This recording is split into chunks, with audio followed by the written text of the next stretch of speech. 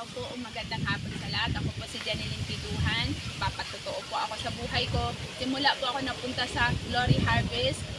Nagpapasalamat po ako sa Panginoon sa mga biyaya at pagsubok na pinahintulutan niya po sa buhay ko. Ako po dati ay nung wala pa sa Panginoon, hindi po ako marunong umunawa.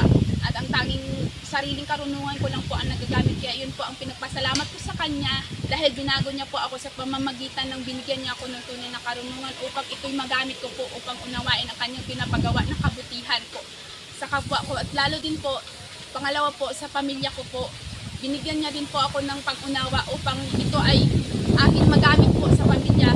May binago din po siya sa pamilya ko tulad ng mga anak ko. Lagi ko po silang nakakasama na at pinaranas ko sa akin ng Panginoon na hindi po ako nag-iisa. Lagi ko po siyang kasama at kasama din po ang pamilya ko.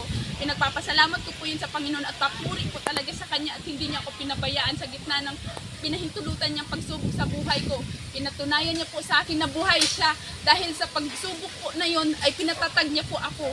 At ngayon po ang natutunan ko po sa JFC Mahabang parang po ang tunay na pagdisiplina po sa sarili, sa isip, sa puso po ay yun po ang kailangan natin ipalawakin pa po ang karunungan na binibigay ng Panginoon po sa atin at ang puso po na binigay niya sa atin ang siyang kailangan nating pairalin po. Yun po ang malaking pagpapasalamat po sa Kanya na sa kabila ng pagsubok ay kailangan po natin magpasalamat. Yun po ang natutunan ko na ngayon po ay pinagsusumikapan ko na araw-araw mai-apply sa buhay ko. Maraming salamat.